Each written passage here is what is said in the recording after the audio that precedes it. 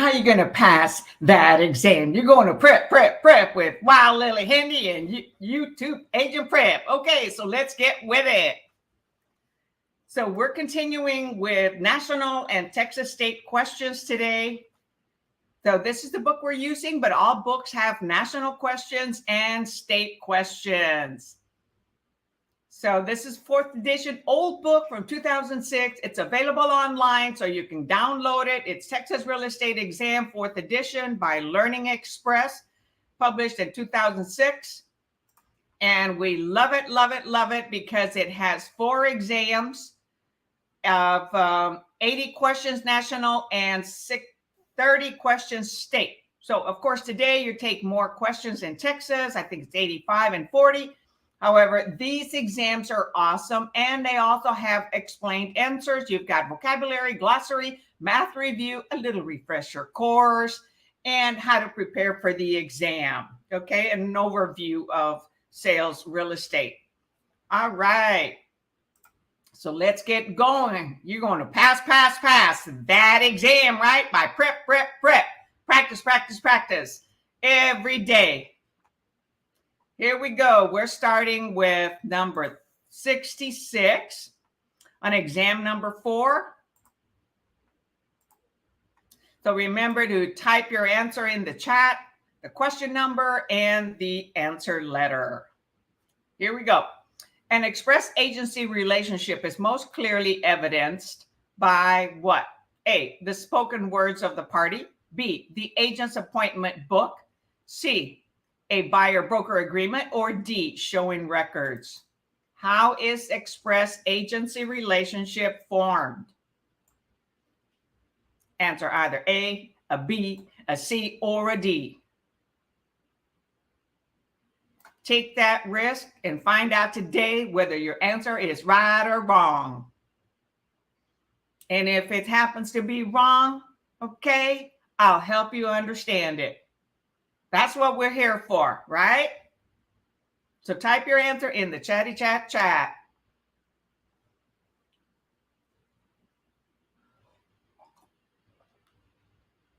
Hey, that coffee's got me going. It's a beautiful day. Woke up. Hi, Ava. Okay, so far I have an answer of B. No, it is not B. Good morning, Lisbeth. So take another opportunity at it, Ava. So A, B, C, or D. So what is express agency relationship? Most clearly defined.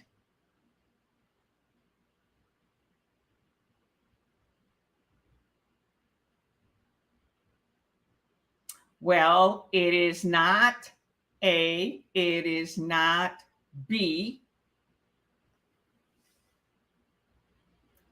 It is not D. The answer is C. Express agency is created by either written or oral agreement, right? Written agreements reduce the likelihood of miscommunication. However, it can be oral, okay? So it's a buyer-broker agreement. Express agency relationship is most clearly evidenced. So it's not just a word spoken by parties. It's not an agent's appointment book, and it's not showing records. The best answer here is buyer-broker agreement. It could be seller-broker agreement. However, here they only gave you a choice of C, buyer-broker agreement. Hi, Melanie. Good morning. Hi, Cindy. So the answer is 66C. The chatty chat box, a buyer-broker agreement. Awesome. Let's keep going.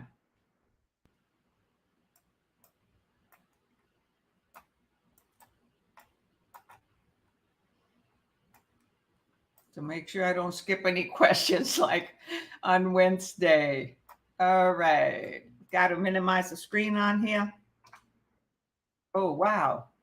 Really got to go small. That's a long question. More than likely, I would have checked it for review, come back to it later in the exam. Comments from students that have recently passed this week It's like vocabulary, vocabulary, vocabulary. And don't take too long, okay, to answer a question. Click it for review, come back to it later. Okay? All right, number 67. That's a long one. Okay? So, the closing of the sale of a relationship. Oh my gosh, what am I thinking? Sale of a residential property is occurring on May 23rd. Homeowners Association dues for the year have been paid in advance, and taxes for the year will be paid in arrears. These items will be prorated at closing. How will this be shown on the HUD-1 settlement statement, which is now called the closing disclosure, right? So A, Homeowner Association dues as a credit to the seller and a debit from the buyer, and taxes as debit from the seller and credit to the buyer. B, Homeowner Association dues and taxes as a debit from the seller and a credit to the buyer. C, Homeowner Association dues as a credit to the buyer and a debit from the seller, and taxes as a debit from the seller and a credit to the buyer. Oh my God, so much debit, credit, debit, credit. D, Homeowner Association dues as a credit to the seller and a debit from the buyer, with taxes to be prorated between the buyer and the seller at the end of the year. So everything gets what? Prorated at closing. Typically, well, not typically. The owner pays till the day of closing, the buyer from the day of closing or the next day to now that they own it. So type your answer, number A, number B, number C, or number C, or D. And they're not numbers, right? So type the number on there and the letter.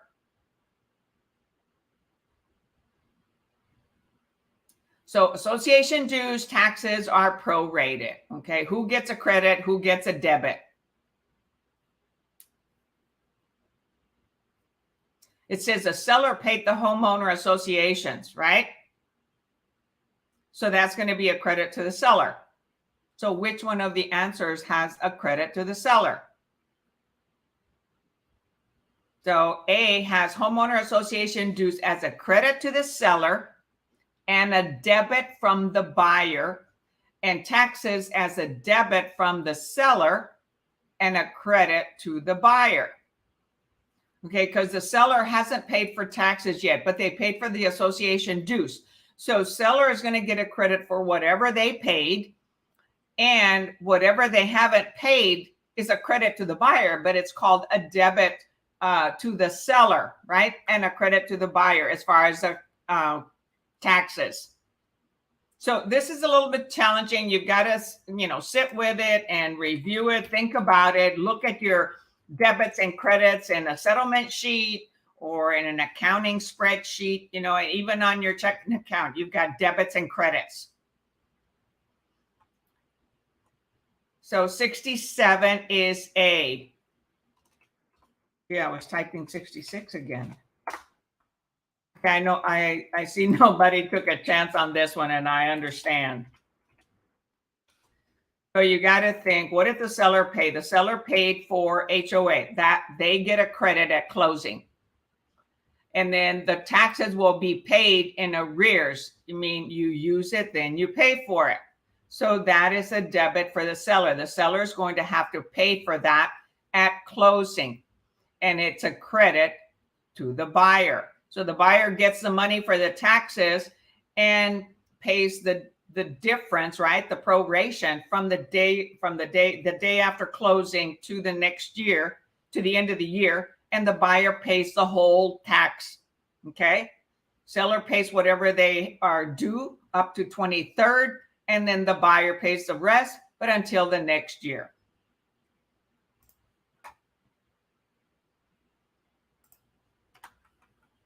So you may have a chart on your study material that talks about debits and credits, okay?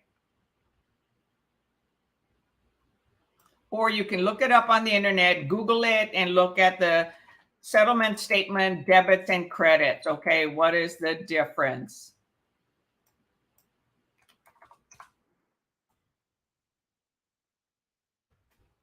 All right, number 68.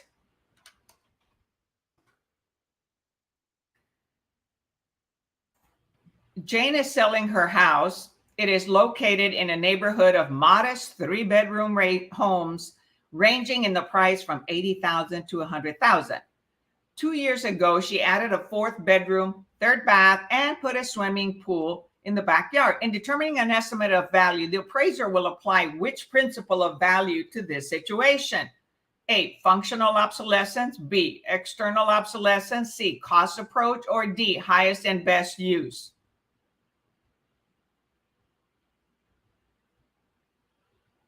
So remember, it's selling a house that was a neighborhood of modest 3-bedroom homes. Yet 2 years ago, she added a 4th bedroom, 3rd bath, and put a swimming pool. So there's 3 different types of obsolescence, right? Functional, external, and what is the other one? Physical, okay? Of course, they don't mention physical here. So think common sense. What would the appraiser use in order to value that property?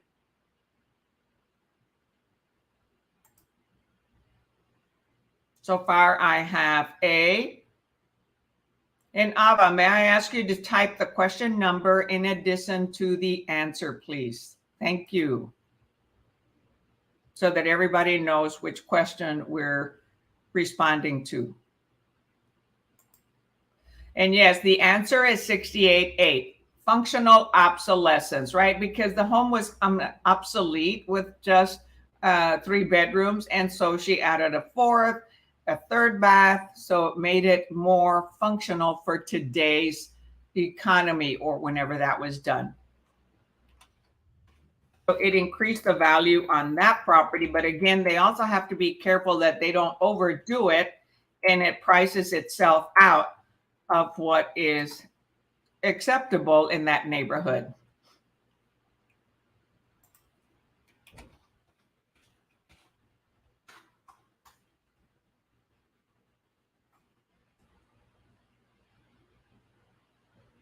Number 69.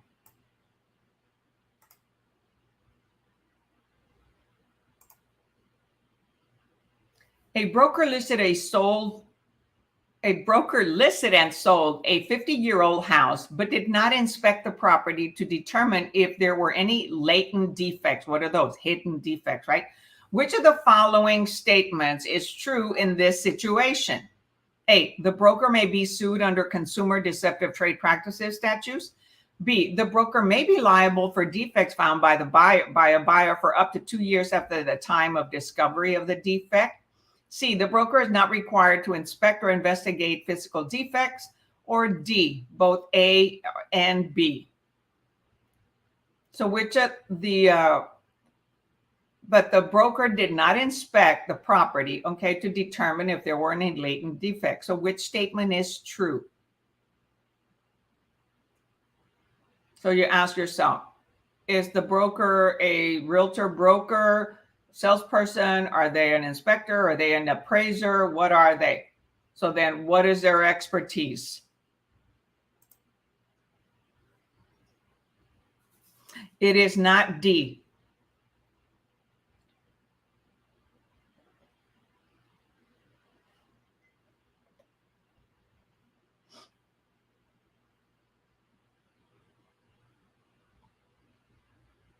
So they listed and sold a 50-year-old house, did not inspect the property to determine if there were any latent defects. That's for an inspector to do, okay? Not for the broker. So the answer here is C. The broker is not required to inspect or investigate physical defects. We do it, okay? But since we're not experts in that, we may not detect them. We may not see them like a home inspector would. So broker is not required to inspect or investigate physical defects. Got it? Got it? Yes, you got it. All right. Very good for changing your answer, Lisbeth. Okay, here we go. A math problem. They don't come up very often, but they do come up. The lender charges 2 discount points to the buyer. How much does this increase the buyer's closing cost on his $135,000 home if his LTV is 80%? What is LTV? Loan to value. So is it A, 2,000, B, 2,070, C, 2,160, or D, 1,600? Type your answer in the chat. So 2 discount points. What are points?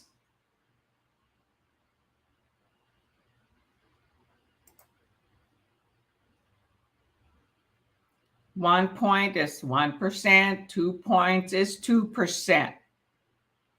Right? A point is equivalent to a percentage.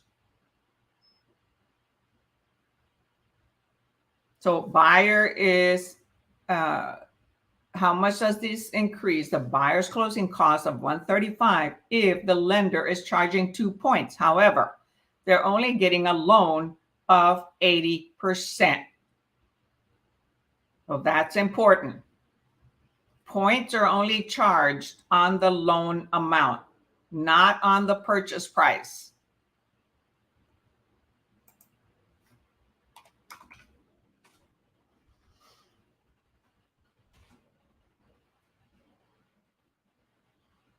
Nobody taking a chance on this one.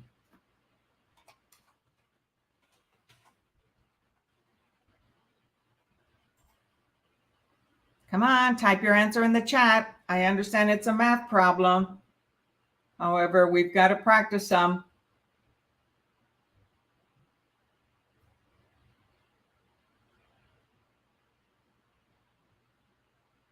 So take a risk.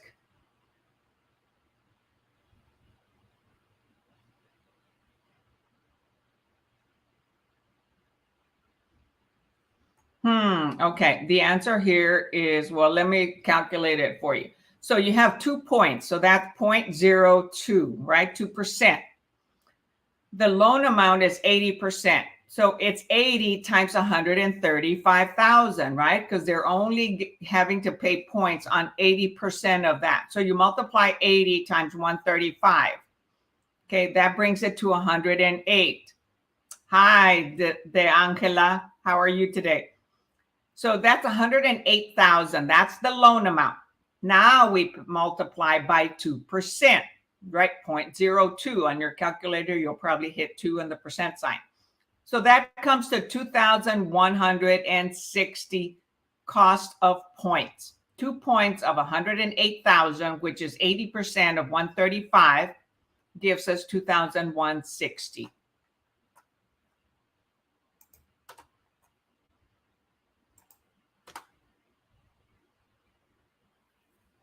So hi, Melanie. See, I just saw you on YouTube. Didn't see your, oh, there you are, Melanie. And Cindy Cook. Thanks for joining us. We're doing national questions. Number 71. Let's make that a little bit larger. Okay, 71. Okay, any questions? Nope. All right. Domestic use of water by an owner from an adjoining navigable stream comes under control of which water right? So navigable stream, right? Streams move, right? It's running water. So which water right would they have? A, littoral, B, groundwater, C, riparian, or D, Federal Clean Water Act?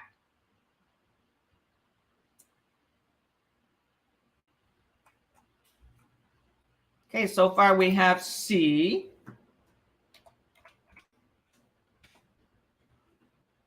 Type your answer in the chat, the question number and the letter answer, please.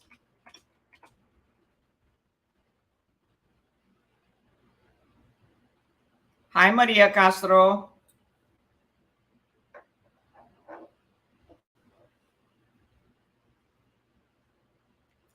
So anybody else? There's quite a few of you on here.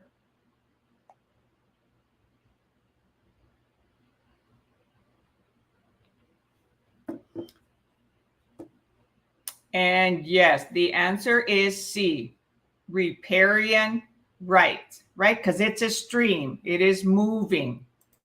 So you would think riparian, R for river. Lake, standing still, would be littoral, right? Very good. Number 72. So yeah, we're on exam 4, okay, for anybody who just came in. And this book, Texas Real Estate Sales Exam, and we're doing national questions. So out of 4 exams, we're already on exam 4 for national. And we finished the state on this book a long time ago. That's why we're using another book. All right, so this is a long question. Well, not as long. Okay. Are we doing national? Right now we are doing national, Joshua. So at the second half of class, we're doing Texas. So Joshua passed his national exam yesterday. Congratulations. And is retaking the Texas. Missed it by 1 point, which that happened to me a lot, okay, in 2 different states. All right, so you can come back a little bit later. Normally we finish national by 1 hour after or 45 minutes after we start class. National questions. All right. So an owner of an expensive town home listed the property for lease. Town home. Okay. Expensive town home. Listed it for lease. The broker presented him with a full price offer from a qualified prospective tenant. But the owner refused to lease the person because she was a single woman with 2 children, ages 15 and 17. Under fair housing laws, this is an example of what? A, discrimination based on marital status. B, discrimination based on familial status. C, exercising the owner's right to choose the best tenant for the property. Or D, discriminating based on ethnicity. Type your answer in the chat.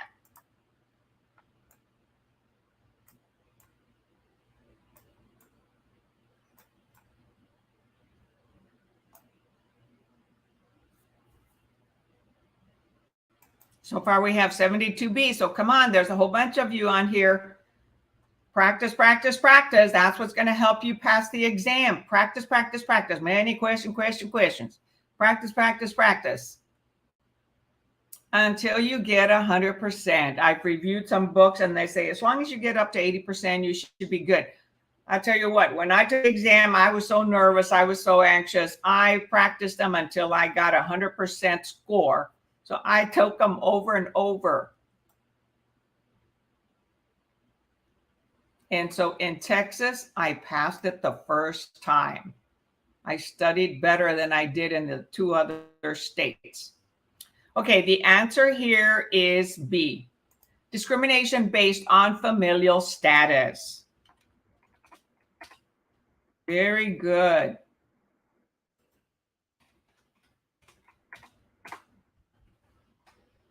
Number 73.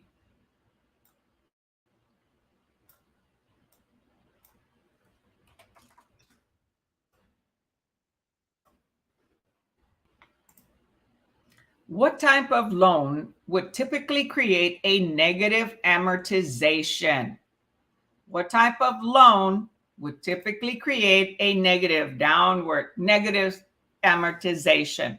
A, balloon loan. B, percentage loan. C, term loan. Or D, graduated payment loan.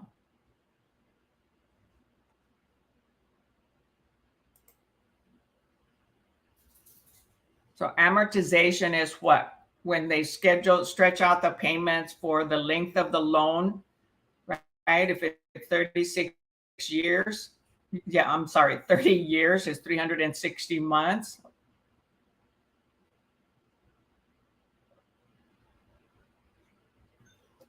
So what is amortization? All right, it is not A and it is not C. Take another attempt. So negative amortization. It is not a term loan, okay, and it is not a balloon loan.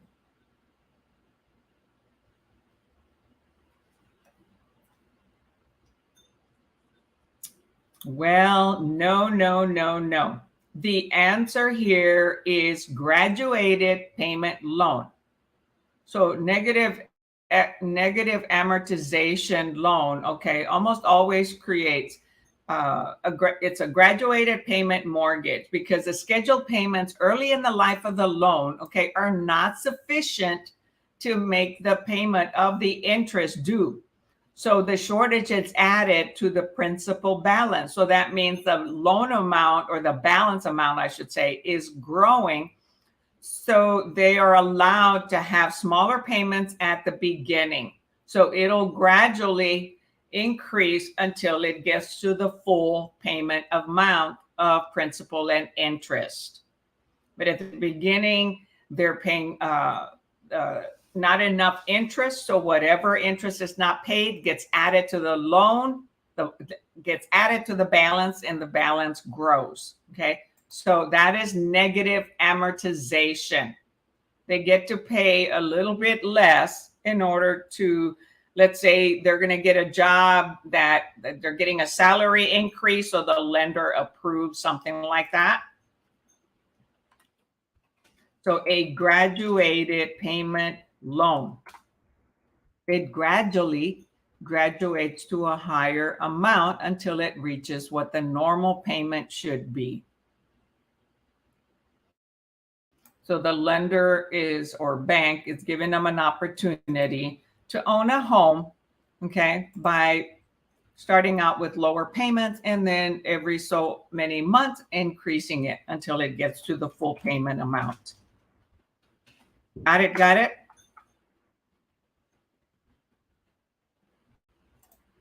So when you think of negative, okay, amortization is basically they're spreading a loan out, okay, into payments. It's a payment plan. So this is a gradually increasing payment, okay, when it is called negative. Okay, balloon, remember, they're paying a monthly amount, and then if, let's say 3 years later, they have to pay the full amount. So the amount that they have to pay all of a sudden, boom, okay, blows up, and that is a balloon payment. So investors will use an ARM, or a short-term loan, to do their remodeling, keep it for a couple of years, and then pay the full balance 2 or 3 years later. A term loan, okay, is for a certain term, and it is also payments. So it can be 1, 3, 5, 7, however many months, and it's also amortized.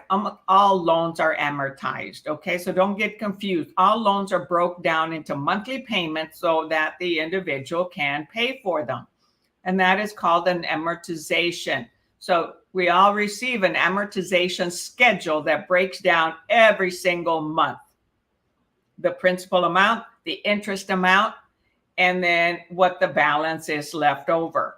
So all of them have an amortization schedule, but they end up being a certain type of loan, blows up at the end. It's only a percentage amount that they're paying. A term loan is for a certain length of time, and it's amortized. This one is gradually increasing till they finally get to the full amount. So graduated payment is a tough one because they're going to end up owing more, even though they bought a $150,000 house, and their balance is going to keep increasing until they get to a normal regular payment that they pay sufficient interest in addition to the principal.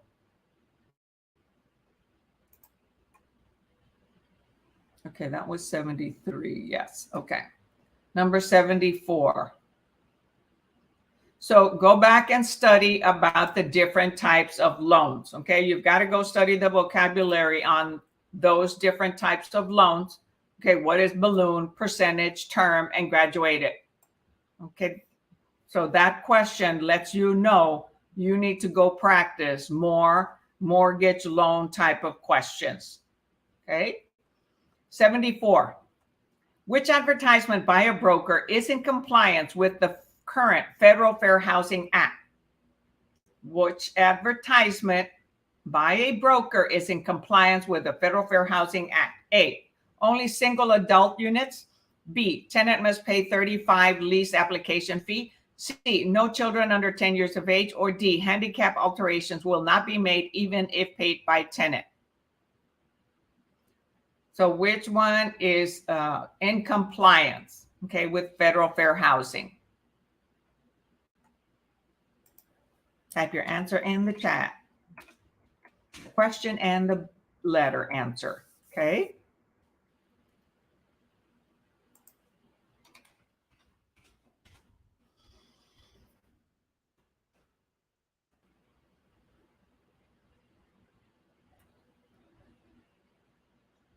So 3 of them are discrimination, right? 1 is acceptable.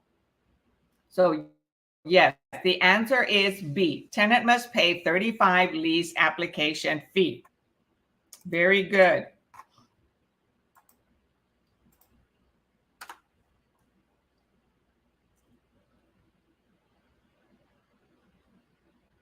Number 75.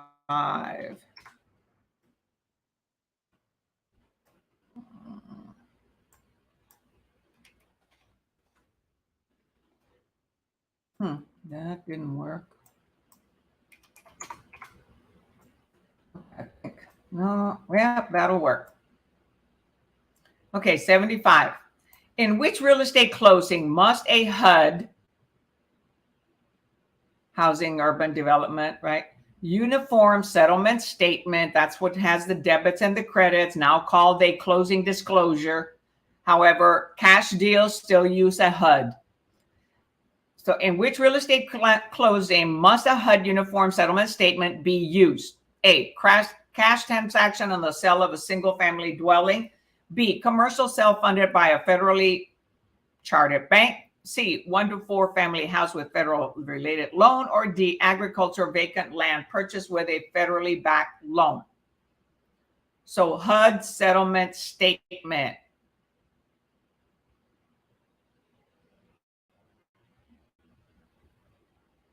So don't take the fact that I said cash deals are HUD. Today, that is, but back then it applied to all different types of loans, okay? Because remember, this was published in 2006, not today. We've gone through changes in certain things. So now we call them what? A closing disclosure.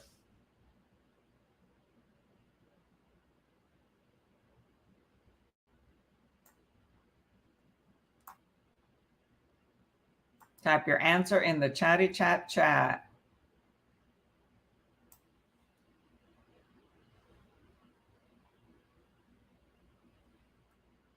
Okay, so far we have 75 CCC. Oui, monsieur.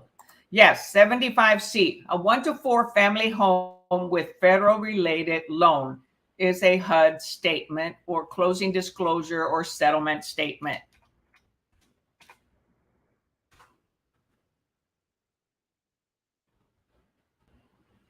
I was going to say, figuratively speaking, that is correct.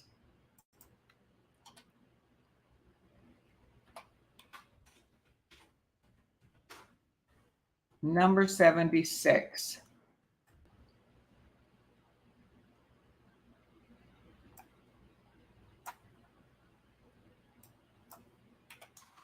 All right.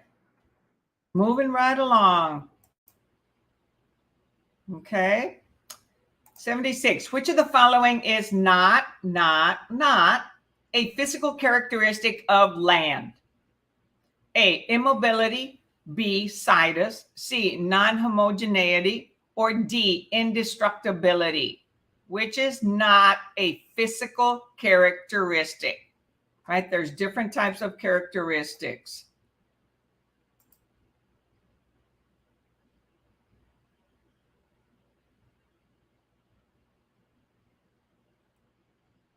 You know, there are certain things about land that can happen to physical condition.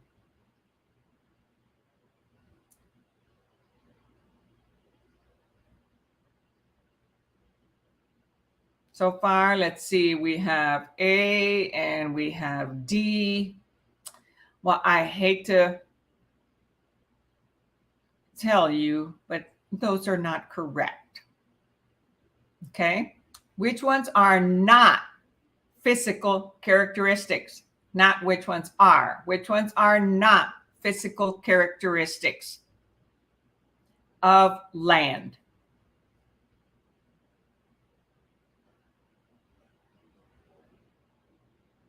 There's three different types: physical,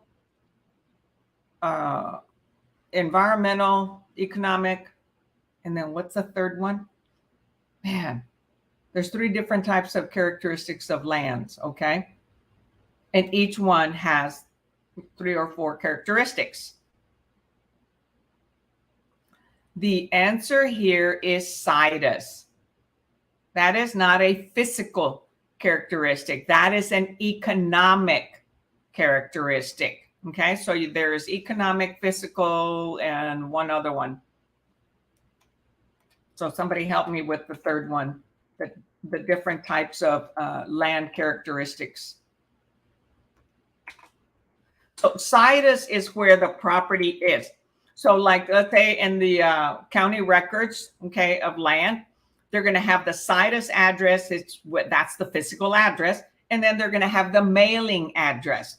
So situs address is the actual location of the land. You know, it's like, where's the site? Well, it's in 123 Jones Street, as an example, okay? So yeah, immobility, no, that's a physical. Non-homogeneity means they're all different, they're all the same, or they're all different. And indestructibility, meaning that you can't destroy the land. Well, environment can physically change, okay, the shape of land, right? You can have a sinkhole, you can have an earthquake, you can have a mudslide, you can have floods, right? Tsunami, and it can change where land is. That's about the only thing, right? Nature, Mother Nature can change the land.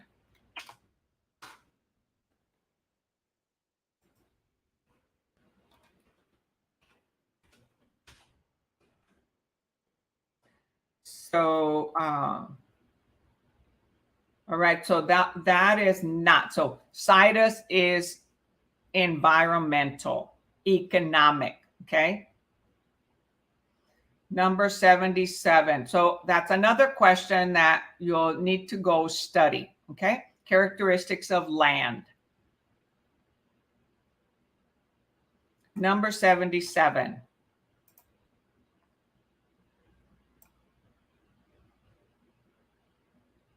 So let me minimize that so that you can see it if you're on your phone. Well, I'll have to still minimize it some more.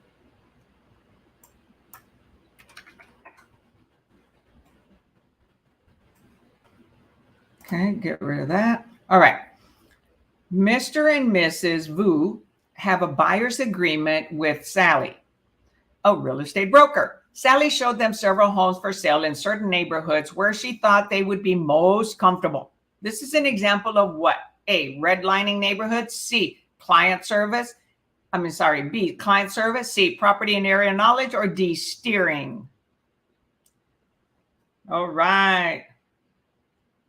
Yes, figuratively speaking, de Angela, it is confusing.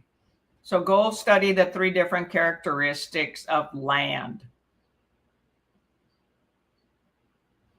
So Lisbeth and Cindy say steering.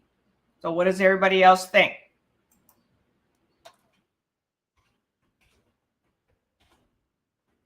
Type your answer in the chatty chat.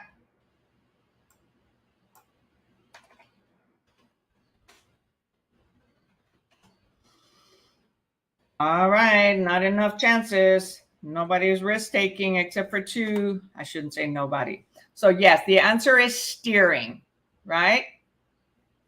So I call it BS. Buyer agents steer. Okay. Listing agents bust. Block busting is for listing agents when they scare, the community. Buyers being directed like cattle, we steer them. Buyer steer. BS. It's a bunch of BS, right?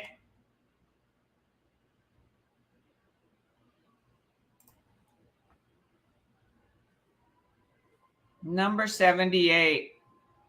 That was an easy one, right? Figuratively speaking, okay, depends. All right, number 78. Which of the following would be classified as limited common elements in a condominium development? A, elevators, B, hallways, C, assigned parking places, or D, limited access gates? What would be classified in a condominium development, gated community, right, condos, as limited common elements?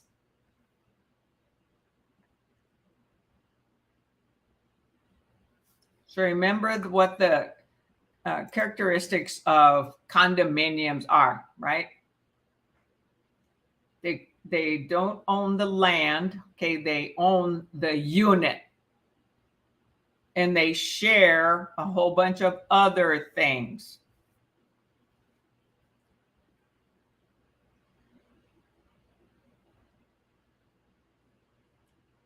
You own the condominium, the unit itself, the condo, which could be like an apartment, that there's no earth that they own, right? Because you could have several units, condos in a building. So what would be limited? Well, they're not all going to have elevators, but some will. And there's going to be hallways in some types of buildings, and others there won't be. And they'll have access gate. You can't say it's limited. So what might be limited is parking places. Individuals in a condominium development will be assigned parking spaces. Okay. They are specified to certain units, whereas the other items are unlimited in their use and are available to every unit owner. So 78C.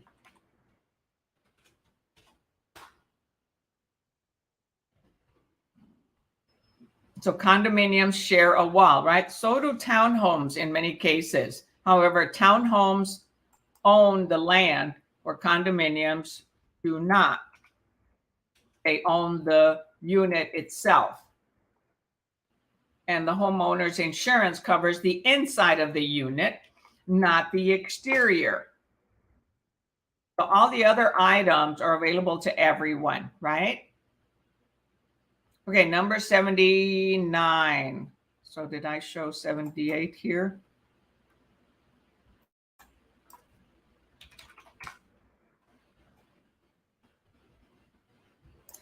All right, number 79. Any questions?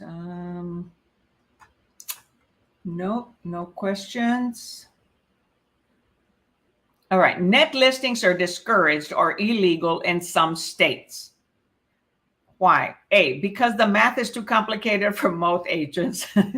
All right, sorry, I didn't mean to laugh, but B, to prevent brokers from taking advantage of sellers. C, because the sellers have too much to gain from this arrangement. Or D, because there is no standard form for this situation.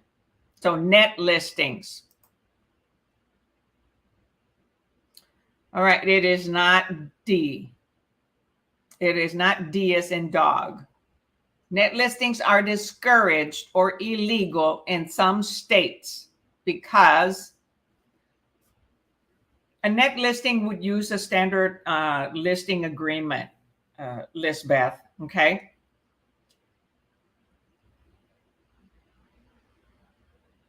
If there are dishonest realtors out there or brokers, that's why it's discouraged, right? They're maybe looking out for themselves and not for the client. So the answer is 79B, to prevent brokers from taking advantage of sellers.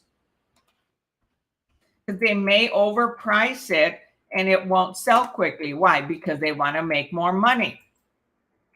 Because in a net listing, the seller says, hey, I want 500,000. Anything above that is yours to keep. So I want a net after all expenses, all commissions. If you sell it for 600,000, everything's paid and you make a whole bunch of commission, great, that's yours.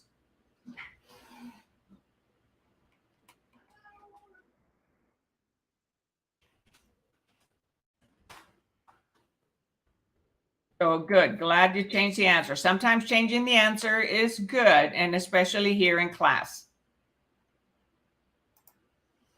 Number 80.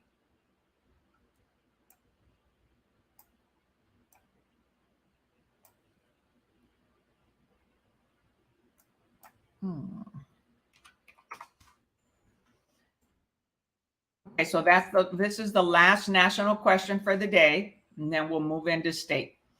Which of the following would not affect realty value?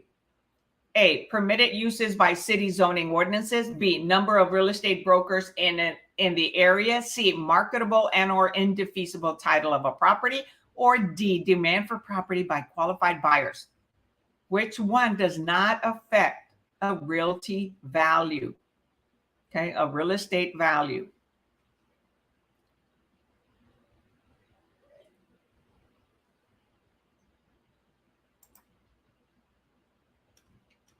Type your answer in the chatty chat, the question number and the letter, please.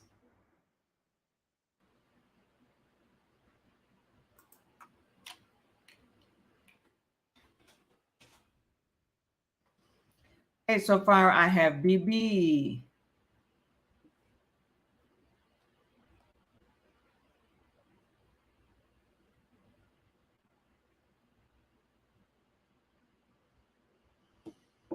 And the answer is B, the number of realty brokers in a market area has no effect on property market value, right? The market value is actually determined when a buyer and a seller come to an agreement and it closes. But how do we come up with a market value for a seller? By doing comparables, right? By doing a competitive CMA, which includes active, pending, and sold. So that is not the market. So since the market is sensitive to economic theory of supply and demand, okay? So it's about supply and demand. So agent contractors and brokers have their clients demands that the brokers obtain the best price for their client, for our clients, right? As a listing agent, our job is to market the property and attract the ready, willing, and able buyer at the highest price that we can get for our sellers. As a buying agent, our job is to show properties by listening to our clients and finding out what their needs are and their wants, and finding something for the lowest price or negotiating something with the least price to help them buy something for a lower price than what they could. So our job is to negotiate, not to lowball, okay, but to help them negotiate and do comparables to recommend a price that they should offer and make sure they don't offer too much or too little if they really want the property. Okay, so take a moment break while we shift to Texas state questions. So we'll continue the class with Texas. We did 15 national questions, applies to all 50 states, and now we're moving into Texas state questions. So stay tuned. For those of you watching the replay, go ahead and scroll forward to get to Texas state. And I'm going to refill my cup of coffee. Remember to always stand up and stretch. Take deep breaths when you're studying or you're watching videos, okay? You can always pause on the replay and get up and stretch, okay? Because our minds only keeps the first part and the last part, okay, of every 20-minute session, according to Jim Brick, okay? You should watch him.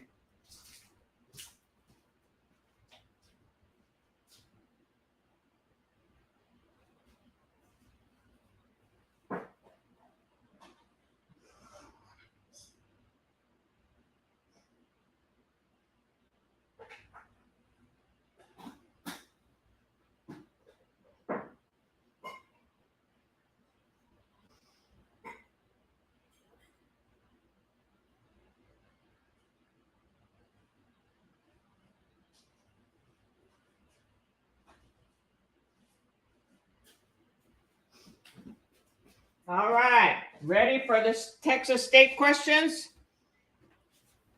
Here we go. This is the book that we're using. This is a new book, okay? And again, it has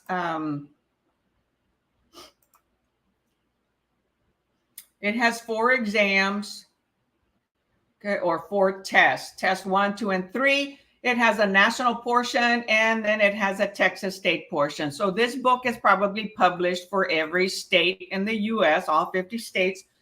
The other book was not. And so today we are on, I think, on test number 2.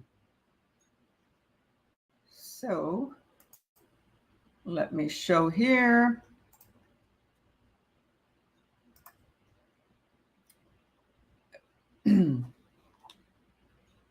So put your Texas thinking cap on. I believe we're starting with question number 31. Yeah. Yep. So anyone that's watching, if you haven't made it to my YouTube Agent Prep channel, hey, I ask you now to please go over to the YouTube Agent Prep channel, okay? Tap that subscribe button, okay? Click the little bell so that you're the first to get notified every time I go live or I post a new video, and tap the thumbs up button if you really liked it. Send me some love, show me some love so that I can keep doing this, okay? Because we have fun. All right, yes, we're doing number 31, okay? On this book is page 91. All right, so let's see if that'll do it there. Let's take that question out. Okay, that didn't work. So let's see if I enlarge it, if it'll go to the next page. Yes, there we go. Yes, we got this. All right, Joshua. All correct answers. You got it. Here we go. Number 31. Okay, I got to take myself out of the picture. Which law states that competing brokers cannot agree to set sale conditions, fees, or management rates? A, Real Estate Settlement Procedures Act. B, Texas Real Estate License Act. C, Sherman Antitrust Act. Or D, Timeshare Act. So which law states that competing brokers cannot agree to set sale conditions? Okay, like, you know, commissions of, let's say, hey, let's all just charge 3%, right? So that we get more listings. Well, we can't do that, right?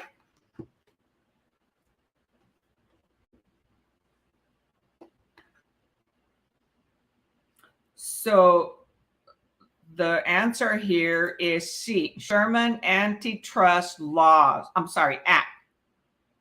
Sherman Antitrust Act. Okay, so this law prohibits tie-in agreements, price fixing, okay, no monopoly, group boycotting, and the allocation of customers or markets. We can't price fix, no monopoly. Everything is negotiable. So Texas state questions. So 31 is C, Sherman Antitrust Laws. So go practice your vocabulary. If you got this wrong, go study your vocabulary. That's what this lets you know, what you need to study. And of course, some of the laws. So Real Estate Settlement Procedures Act is what's called what? RESPA. Texas Real Estate Act is TRELA. Okay. So RESPA is the settlement statement, right? And others is Texas Real Estate Licensing Act. All right, number 32. In the state of Texas, a blank is most commonly used to secure a loan when purchasing a home or other real property, similar to mortgages used in other states. A, deed of trust, B, master deed, C, grantor, or D, closing costs. Type your A, B, C, or D. Remember, I have stressed this in other sessions. So anybody that just came on, we are doing state questions for Texas. Remember when I say there's two types of loans, mortgages and deed of trust, and that determines the type of foreclosure procedure. So almost central to west use deed of trust, central to east mostly use mortgages. So yes, the answer here is deed of trust. Okay, and how many parties does a deed of trust have? Type that in the chat. How many parties does a deed of trust have? Type that in the chat.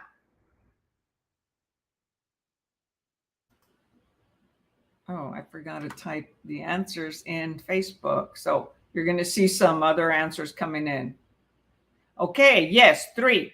And what are they? What are the 3 parties to a trust?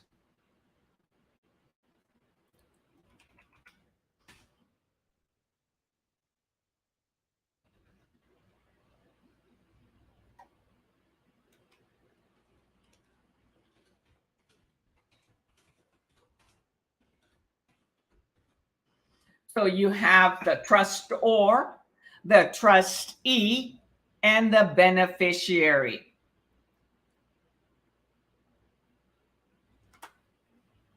Okay, so yes, grantor, grantee, beneficiary.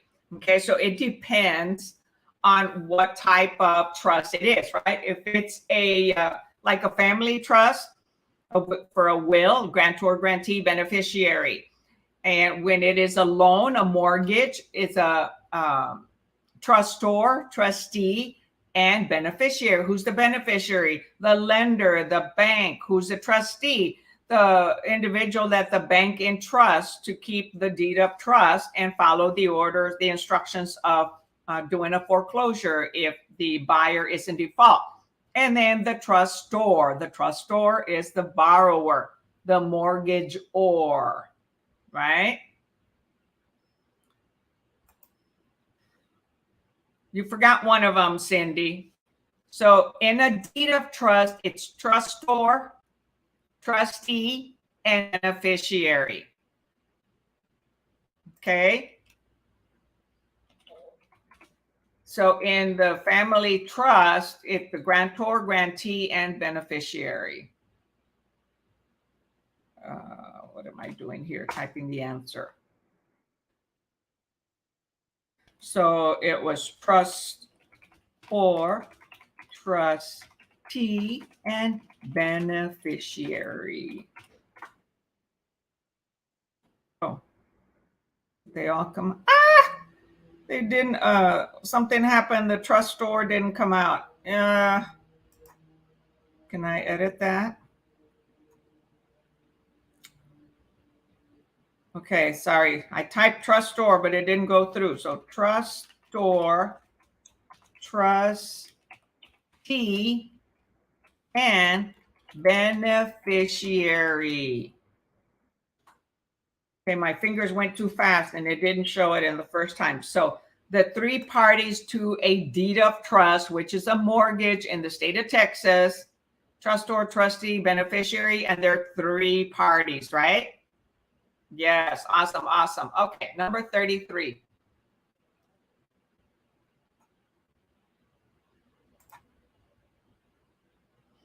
Which statement is not true about becoming a certified residential property manager in Texas?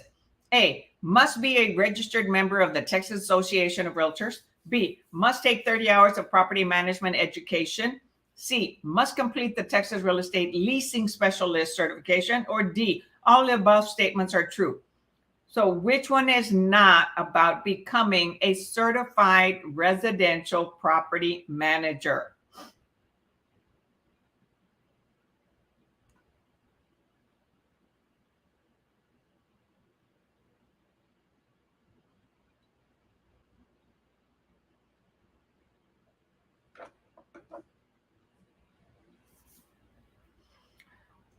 It is not C.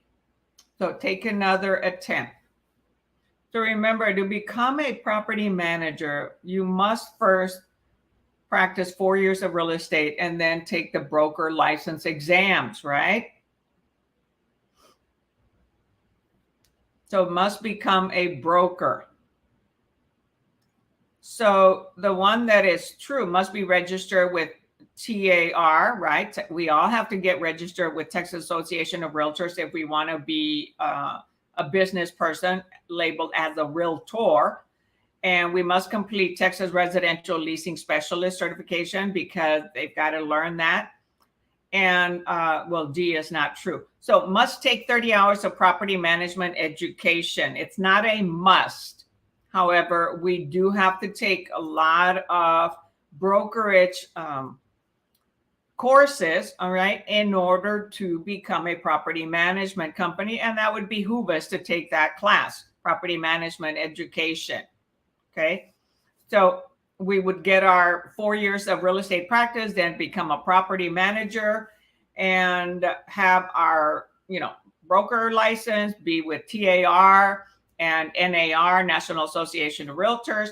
We would more than likely get the leasing specialist certification and then take other brokerage management, broker responsibility courses and more.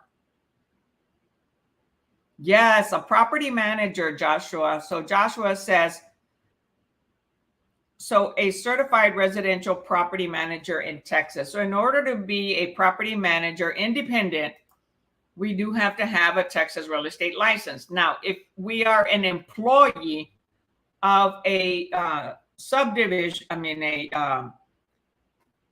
condominium, community, or apartment complex or something like that, if we're an employee of the owners, no, we don't need a license. However, to be an independent property manager, yes, we will have to be licensed, be with TAR, NAR, take the broker exam, and also have, other leasing specialist education. And yes, you don't must take 30 hours. However, you more than likely will take property management education. So the answer here was B, okay?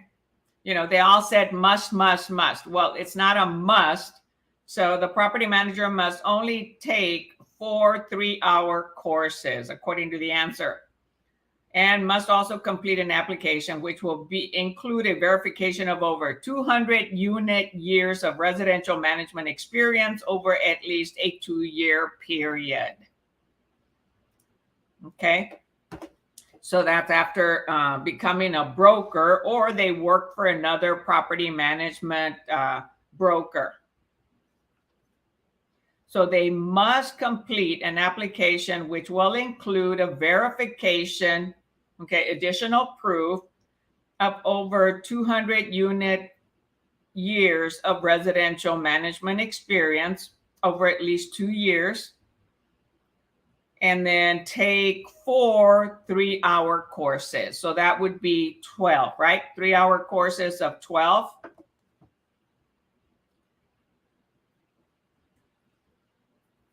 So did I type the answer? 33B was not a true statement. They do take classes, okay, but it's not a 30-hour property management course. It's 4 3-hour classes. All right, 34. So that one was an interesting question. Okay, let me see if I can make that a little larger for you. Yes. Number 34, a mold remediator must give the property owner a certificate of mold remediation within blank days, A, 10, B, 7, C, 30, or D, 15. And I will say something, a lot of times these answers that have numbers on them happen to be even numbered answers.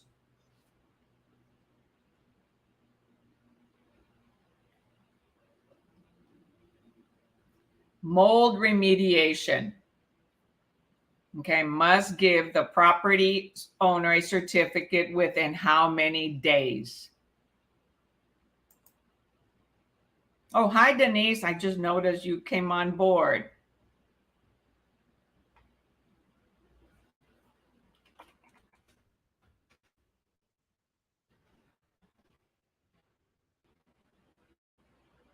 So type your answer in the chatty chat. So what is it?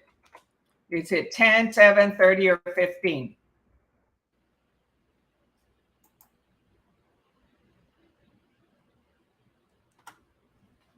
It is 10 days. Okay, because, hey, somebody wants to end up moving back into their property. So think about that. Do they want to wait 30 days to get that certificate, right?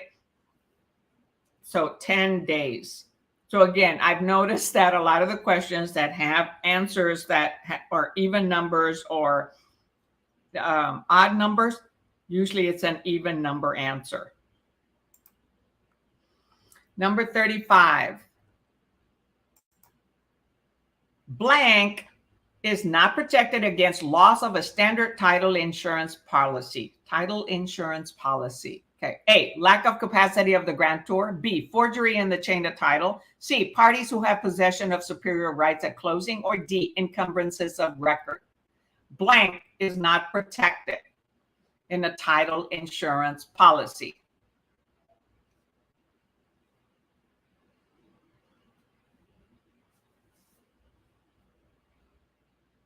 So lack of capacity of the grantor, forgery in the chain of title, parties who have possession of superior rights at closing, or encumbrances of record.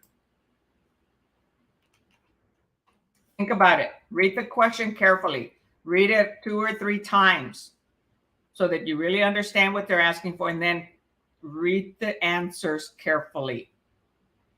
Because words that they use can have multiple meanings, right?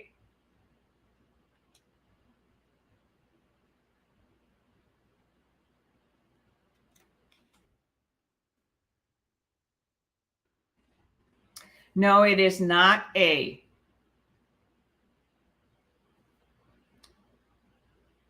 Oh, nobody has answered yes. Oh, yes, I do have one answer. Remember, capacity of the grantor. Does the grantor have the capacity to sell the property? Do they have a fee simple property? Do they have full ownership of the property? So that's what that means. Lack of capacity. It researches, the ability of the grantor, the owner, to sell that property in title insurance. It researches the chain of title. It researches what encumbrances exist. Okay, what liens or other things that encroach or other than that on the property. What it doesn't protect is parties who have possession of superior rights at closing. Okay, They don't have superior rights at closing as far as a title policy, which does the search on the history of the property ownership by the grantor. So the grantor has to prove and show that they have the capacity to sell.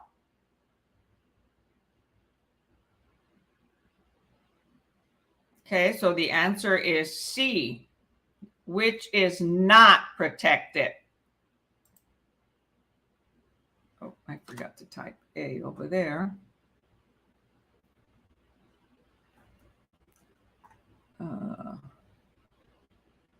Oops. Oh man, I'm way behind here on answers. Let's see. I'm talking to myself, okay?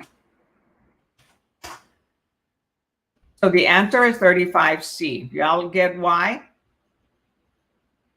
The title insurance policy is when we have a contract that goes to the title company. That's why they're called title company, and they provide an insurance policy, okay? Because they are researching the history of that property with that particular owner. Okay, so you have auto insurance, you have homeowners insurance, you have health and medical insurance. So what do insurance policies do? Whole life insurance, they protect us from something, right? So here it's protecting that the owner is capable of selling the property, which is the grantor, that there was no forging in the chain of title in the years that property had been owned. Okay, it can go, to the original ownership of the property. Okay, it's the history of the title of the title.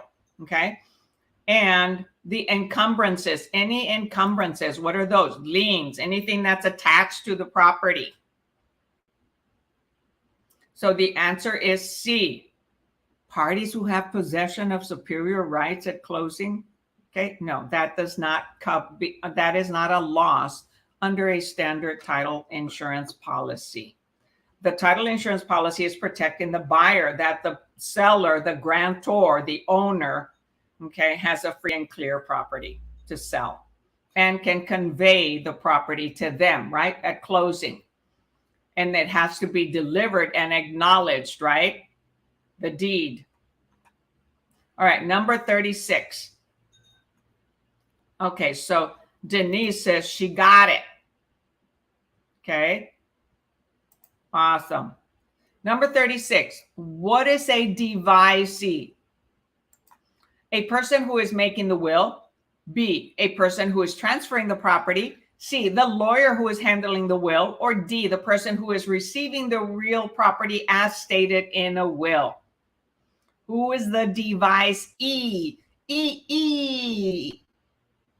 Right? The E and the OR. That should give you inclination to the answer.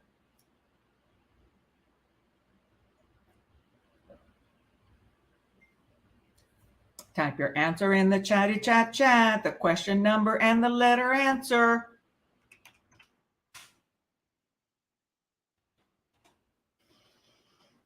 Come on, y'all. Type some answers. Type some answers.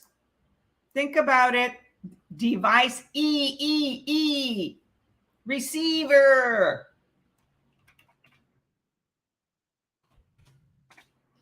Yes, that is correct. The person who is receiving the real property as stated in the will. That is the devisee. The creator will be the devisor.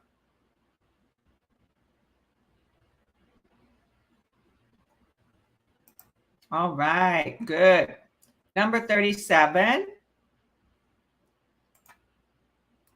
A blank is when the buyer's contract on a property has been accepted by the seller, but the purchase is conditional on the sale of a buyer's current home, of the buyer's current home. So what is that? A blank. A, active contingent with kick out. B, active contingent without kick out. C, conditional status. Or C, contingent status.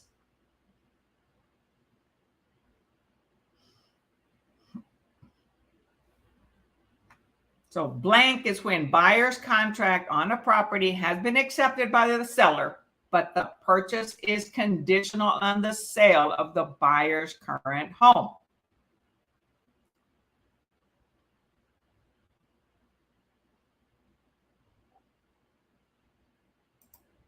All right. So Dallas Cooking. Wow. Who is Dallas Cooking? Welcome to the group. Welcome to the class today for Texas.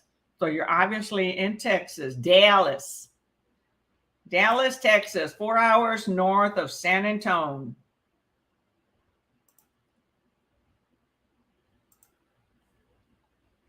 All right. So we've got a winner, 37D. Yeah. A conditional thing is called a contingent. It might have tricked people, but it didn't trick anybody today. It is Ioti. Oh, okay. So Dallas Cooking. You must love to cook. Have a cooking channel. Ioti. No, or just Yoti. It's a Jyote. Yoti. Awesome.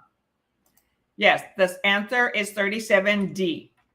Contingent status. Very good.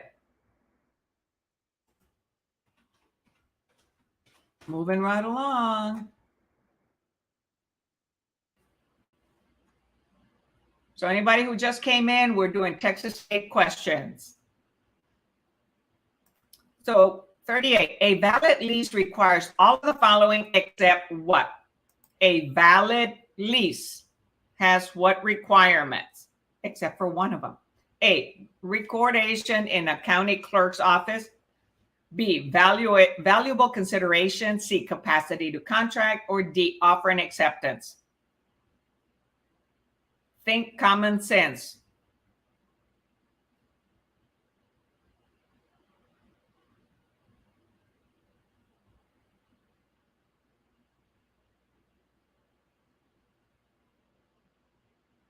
Doing good, doing good.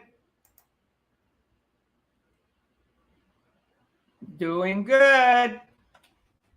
37A. Right. A lease does not have to be recorded. It is not recorded. Okay. It's temporary. So A, recordation in a county clerk's office. It is not required. Okay.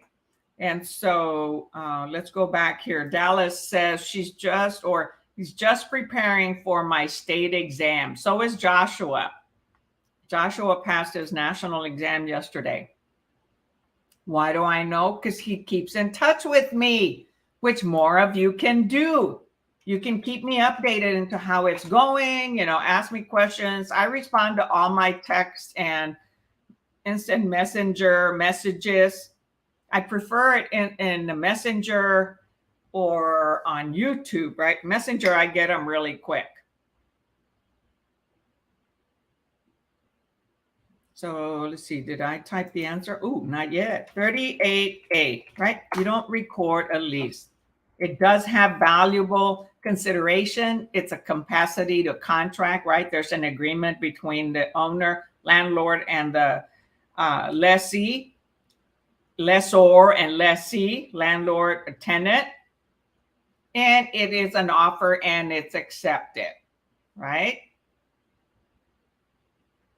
Very good. All right, number 39. Which is an example of a reasonable modification? A, changing hardwood floors to carpet. B, lowering kitchen cabinets. C, adding windows. Or D, repainting the kitchen. Which is an example of a reasonable modification?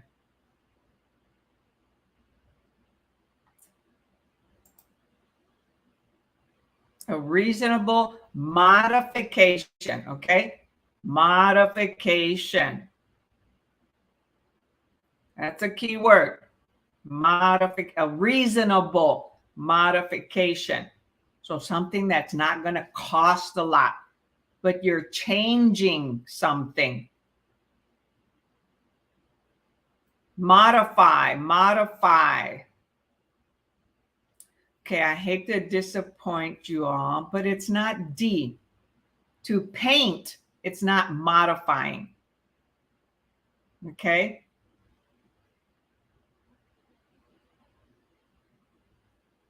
That is just beautifying. That's aesthetics. So that is minor things that are done to the home. Modify, you're changing something. But which one is least expensive? Changing hardwood floors to carpet, that can be expensive.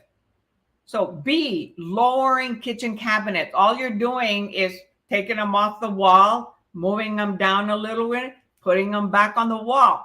What kind of an expense is that? Pretty much is labor, right?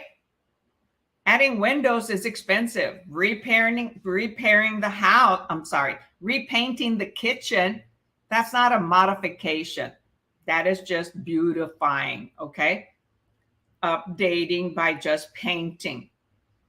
Modification would be, lowering the kitchen cabinets, adding windows, or changing floors to carpet. However, which one is reasonable?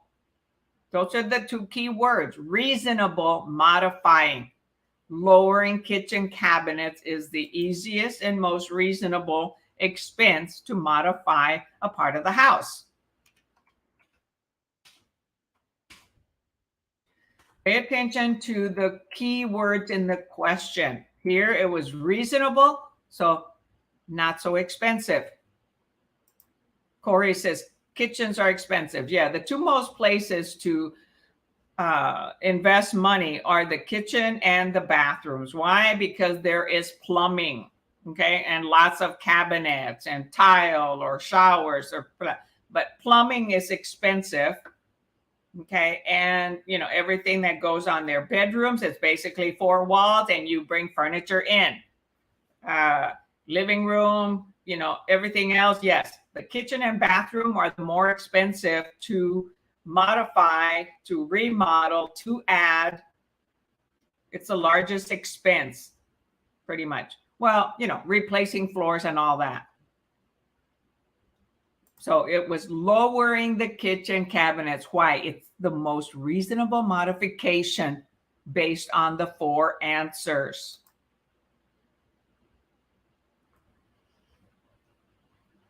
Number 40. So, just going back. So let's say you become an investor.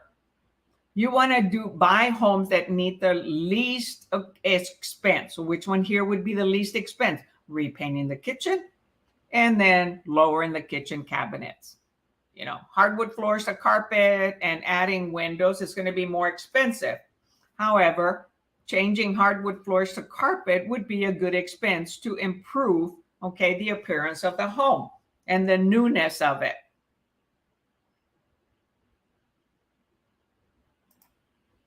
Because we say when we invest, we make our money when we buy, not when we sell. Okay. We buy low at a discount. We do minor things to it, and then we sell it at a higher price. If we rehab it, we're spending more money, and we may make more money, but not necessarily, especially as Cindy was saying, kitchens are expensive or bathrooms. That takes a lot of money. We're not going to get all the money we invest in those types of remodeling or rehabbing. Number 40. A blank allows a landlord to adjust rent under specific economic conditions. A blank allows a landlord to adjust rent under specific economic conditions. A, escalation clause.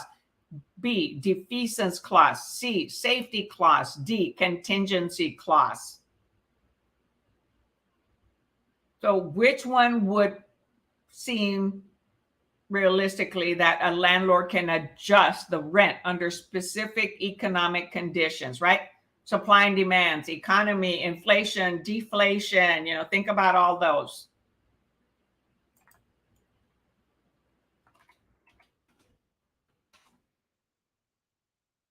We live in a changing world, constantly changing. Oop, I forgot to type the answers for 38 and 39.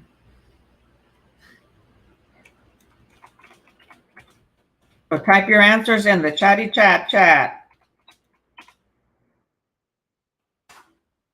So far, I have 40A, 40 D. So what blank allows the landlord to adjust rent under specific economic conditions, not contingency? The answer here is A, escalation clause. Okay, they can increase the rent. They can escalate the rent, okay? So the escalation clause allows them, so this clause allows a landlord to adjust the rent of a tenant. This is typically tied into the increase in services or cost of living index, right? Because the cost of living index keeps changing as cities keep growing and expanding and more construction and taxes go up and, changes in the economy and wars happening, causes like, what's going on in Russia and Ukraine has caused a lot of fear, and the stock market has decreased and interest rates have gone up. Okay, so the economy, what's happening in the world happens. So the lease agreements have a clause that the landlord can increase rent, okay, every year or every so many months, anytime they renew it. So that is called an escalation clause. 40A, got it? So what does this tell me? That the majority of you need to go study your vocabulary. Okay, because most of you answered defeasance, a contingency clause. So the answer is escalation. What allows a landlord to adjust rent within the lease agreement under specific economic conditions? Okay, the economy is changing, is going up. We're in inflation. They can increase the rent. The cost of living index has increased. Okay, so that they can increase the rent. It's part of a lease agreement. Okay.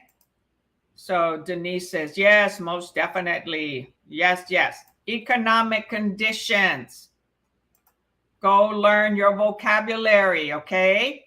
That's what this is telling me. When some of you miss the questions like this, it tells me, you need to go study vocabulary, okay?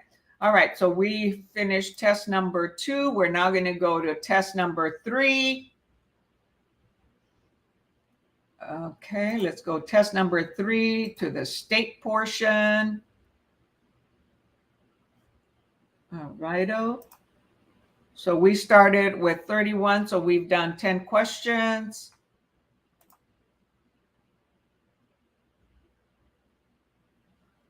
Okay. So, so we're continuing. We'll do another 5 on here.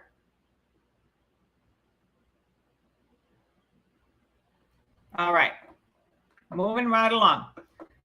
Test number 3, state portion, Texas state portion for anyone who just came in. So if you're watching on YouTube, hey, tap that thumbs up for me, send me some love. Let me know that you're liking and enjoying this. And if you haven't visited my YouTube channel, YouTube Agent Prep with Lillie Handy, okay, this is me right here, okay. This is me right here. So go to my YouTube channel, YouTube Agent Prep, okay, click that thumbs up that you're enjoying this video. And if you're not, hey, don't write anything negative, all right? It's best, if you can't say something nice, don't say anything, okay? Tap the subscribe button and click that little bell so that you get alerts anytime I go live or anytime I post something, all right? We're here to have fun, and I'm here to help you, what? Pass this exam. How? Prep with Lillie Handy and YouTube Agent Prep. Back to the class, okay? So perform inspections of real property and are licensed by TREC. Who's TREC? Texas Real Estate Commission. Blank, perform inspections. Is it an A, appraiser, B, real estate salesperson, C, real estate inspectors, or D, brokerages? Blank, perform inspections of real property and are licensed by TREC. TREC does not license appraisers. That is the appraisal board, okay? TREC license other individuals. Hey, Jordan, welcome to the class. TREC licenses salespersons, brokers, inspectors, easement individuals, property management. So blank perform inspections of real property and are licensed by TREC. Real estate inspectors. 1C. Okay? Ingrained in your mind. Texas Real Estate Commission does not license appraisers. Appraisers are separate. They're with the appraiser board. Okay, they have their own certification board. Go back to your review about who TREC licenses. Okay, salespersons, brokers, property management, inspectors, but property management falls under brokerages, right? Easement individuals. It says, figuratively speaking, knew that. That's a pretty cool name, huh? That's the Angela. All right, so that was real estate inspectors. Okay, I think I ingrained that in you, okay? Number 2, what is an option fee? What is an option fee? Oh, I got the option to do this. I got the option to do that. What are my options and how long do I have with that option? A, money paid to a seller for the choice to terminate a real estate contract. B, money paid to a seller representing a good faith to buy a home. C, money paid to a broker for representing a buyer. Or D, money paid to a seller as good faith of home condition. Oh, don't be apologizing, figuratively speaking.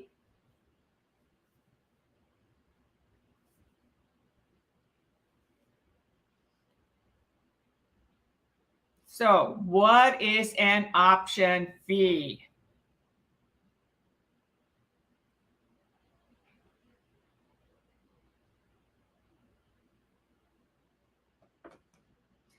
In a sales and purchase agreement,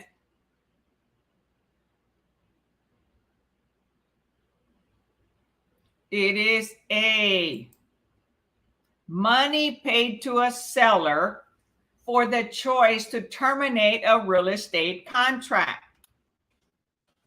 Okay, the option fee is that gives the buyer, it becomes a unilateral contract in a buy and sell contract. Once it's executed, right, everybody has signed and received notice, it goes to the escrow officer or to a title company, then the buyer has a certain number of days to inspect the property, to do their due diligence, and they have the choice to terminate that contract and get their earnest money back, right? They don't get the option fee. That goes to the seller. That's providing a right to do inspections, to due diligence, to have time to really evaluate the property that they are purchasing. So it is money paid to the seller for the choice to terminate a real estate contract. And we used to pay it directly to the seller through the realtor, of course. And now we can deliver it to a title company or an escrow officer, and then they forward it to the seller. That came into effect last year in April. Okay, it is not money paid to a seller representing a good faith to buy a home. No, that would be like earnest money. That would be the earnest money. Money paid to a broker for representing a buyer. No, it's not that. Money paid to a seller as good faith of home condition. No, it's not that. It is money. It is the option fee in the contract allowing the buyer to inspect the home or do their due diligence. Or maybe they have to travel into town in order to inspect the home. They're out of state, okay? So it gives them time to come and evaluate the home and then say, well, you know what? Yes, I want this home. So then they continue the agreement. So a lot of times option period, okay, is at the it can be 1 day to 10 days. If it's commercial, they call it a feasibility study period. It's longer. So, and sometimes individuals are making contracts on properties being sight unseen. So they want to have an opportunity to fly in and check it out, right? Or the realtor goes and does a video on the property, right? Or does a Zoom call or Hangouts or Messenger or WhatsApp, right? So many apps, and now we can show our clients a property. Got it? Got it? Option fee, option period.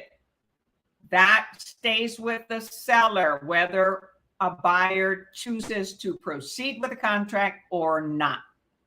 It protects the earnest money so that they don't lose it should they want to terminate the contract. Okay? Learn the definitions. See what I mean about definitions, vocabulary. Can't stress it enough. So go to the YouTube channel and watch vocabulary. I haven't done vocabulary in a while. I've been focusing on helping you all with, practice, national and state questions. However, this is letting me know that I need to go back and do more vocabulary. All right, enough of that. 3, the illegal act of when a fiduciary combines client money with their own funds is called blank. A, principal, B, commingling, C, equity, or D, ad valorem.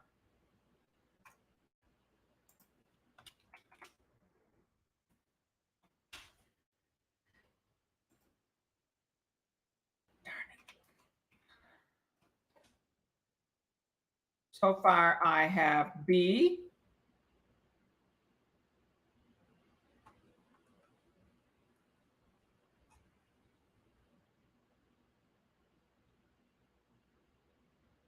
Come on, there's a whole bunch of you on here. This is the time to type answers. Now, if you're driving, please don't.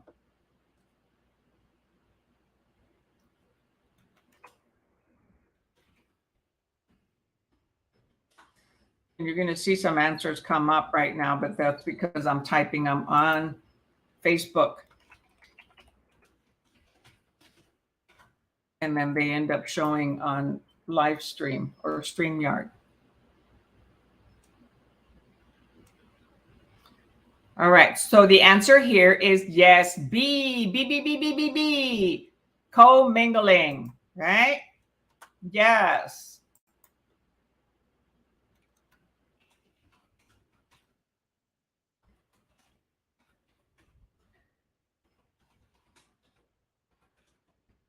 Awesome.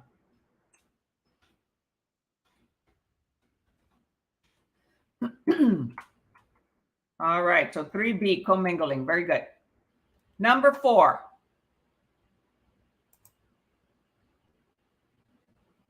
An exclusive agency listing is an agreement that states that a seller agrees to pay a commission to the listing broker if what? A, the broker brings in a buyer within 30 days. B, the broker lists the property on MLS. C, the broker sells the home for 10% higher than the property value. Or D, the property is sold through the efforts of the real estate broker.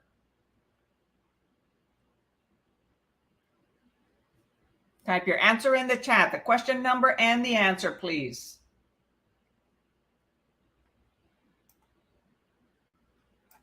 Man, I'm wired this morning. And I haven't even had 2 cups of coffee yet.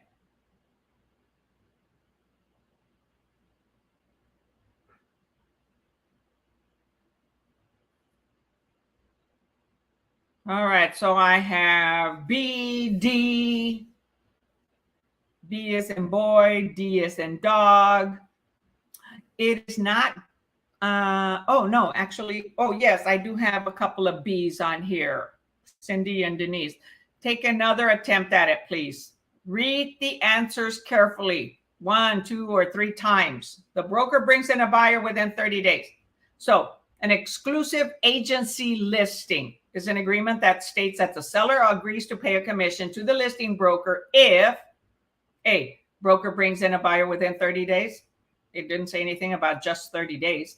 Broker lists the property on MLS. C, the broker sells the home for 10% higher than the property value. Or D, the property is sold through the efforts of the real estate broker. Thanks, Cindy. Cindy says she's loving the energy. I love it too. Okay, I'm high energy to begin with, and coffee does it even more.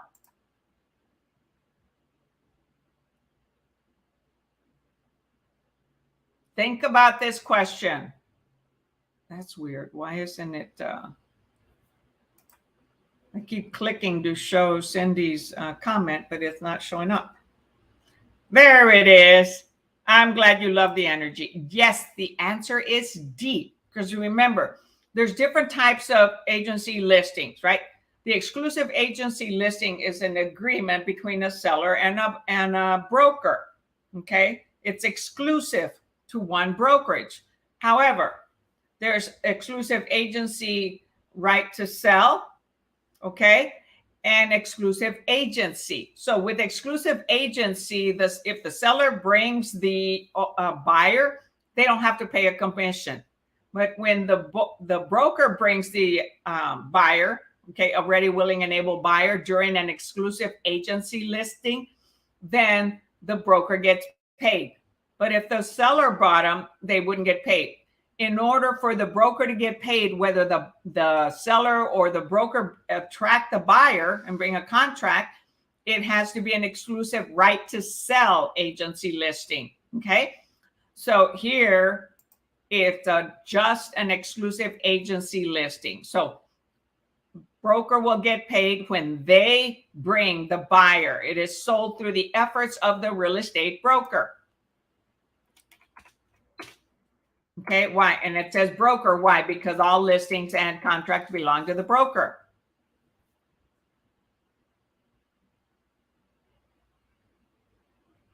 Okay. Got it? Got it?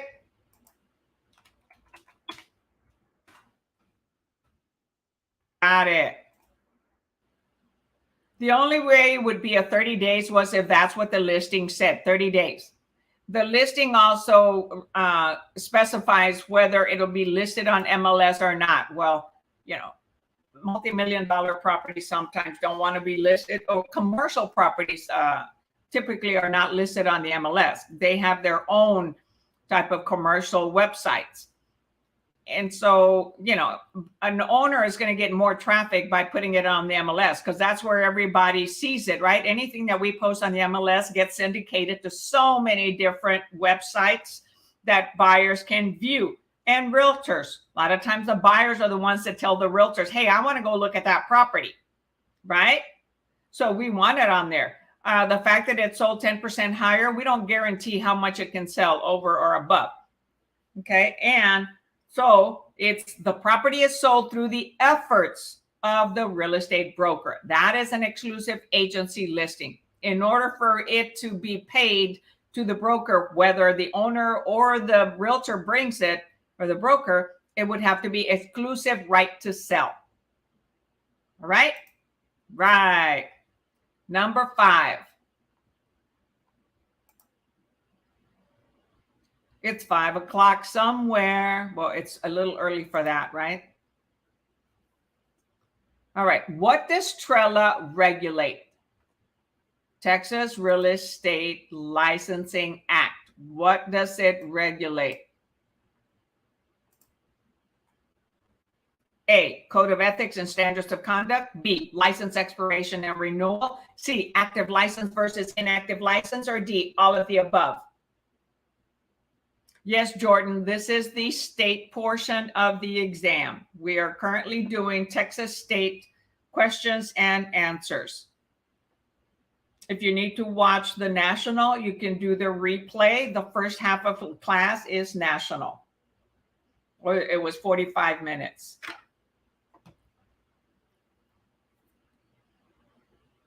So somebody asked here, Jordan did, is this the state portion? Yes. For Texas state, okay? Not for other states. Yes, the answer is D, all of the above, okay? 5D. You're welcome.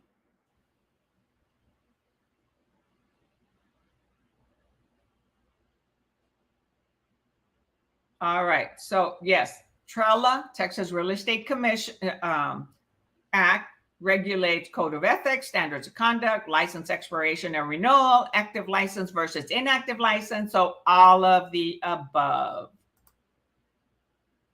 Very good.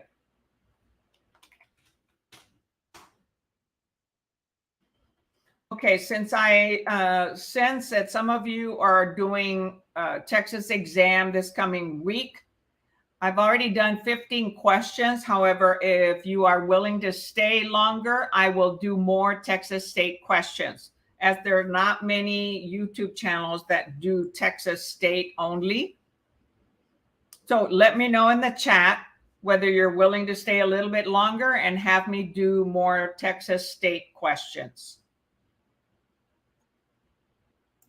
So Joshua says, yes, yes, lots of laugh.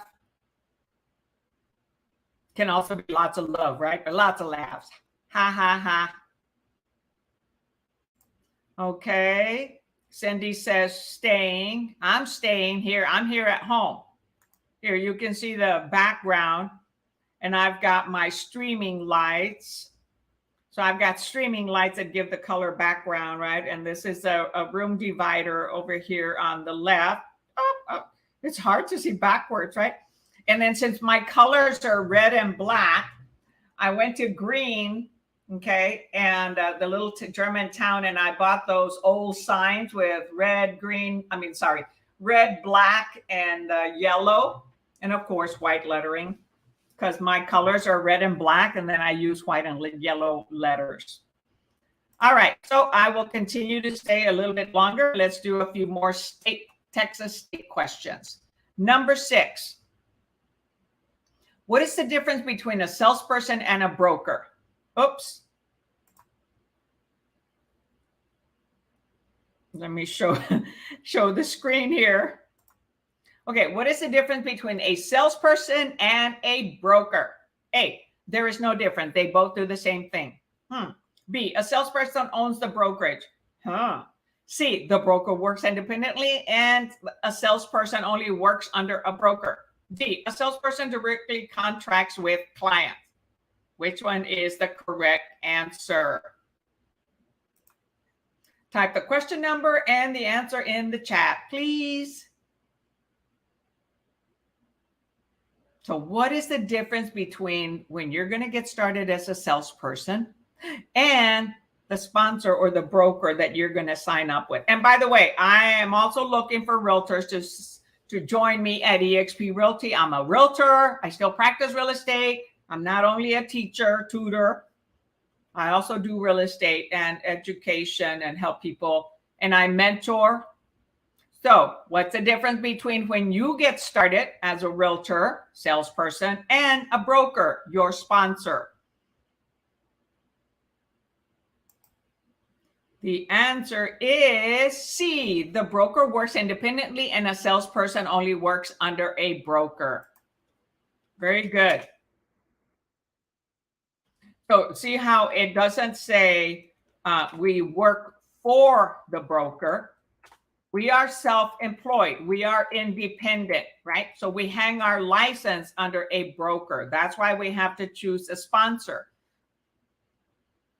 so that someone is responsible for us, and that's the broker. And we have error and omissions, E&O, right, to protect us from documents and contracts, which are reviewed through compliance, a fee that we pay to the broker. This is our own business. We're the boss of us. So the answer was 6C, is 6C. All right, number 7.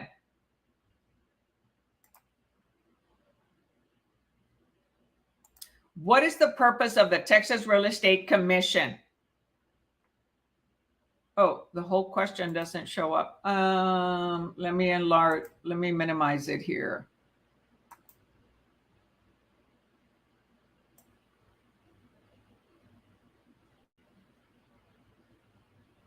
Oh, darn. Oh, that's not going to work. It's going to have to be kind of small. Okay. What is the purpose of the Texas Real Estate Commission? A, to provide a safeguard for consumers regarding real property transactions and valuation services. B, to safeguard the rights of the licensed broker and salesperson. C, to provide data regarding real estate transactions and the state government. Or D, none of the above. So what is the purpose of Texas Real Estate Commission, who we are licensed by? Not appraisers, okay? TREC doesn't license appraisers, only realtors, brokers, salespersons, brokers, property management, home inspectors. So anyway, what is the purpose of TREC? To provide safeguard for consumers regarding real property transactions and valuation processes. B, to safeguard the rights of the licensed broker and salesperson. C, to provide data regarding real estate transactions to the state government. Or D, none of the above. So this is 7.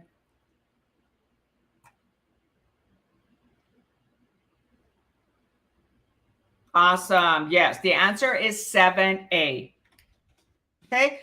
To provide a safeguard. So TREC provides a safeguard for consumers regarding real property transactions and valuation services. Okay.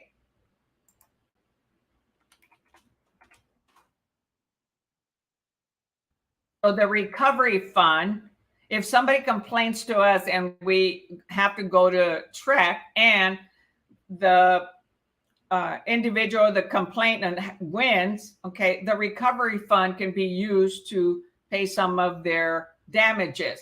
It is not for the realtors, right? That's what we have E&O. So that's another thing you need to know, right? All right, number 8.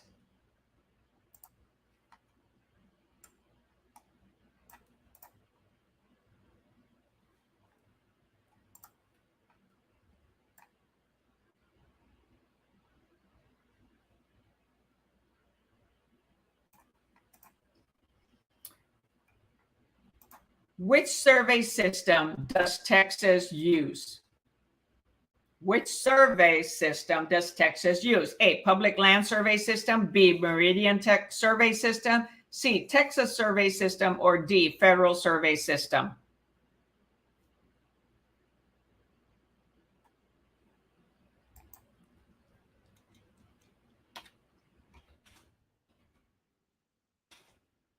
Type your answer in the chat, the question number and the answer, please.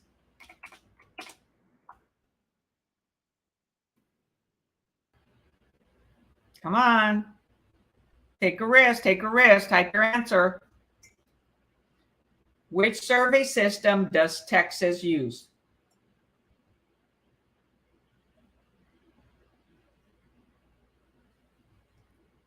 It is not A.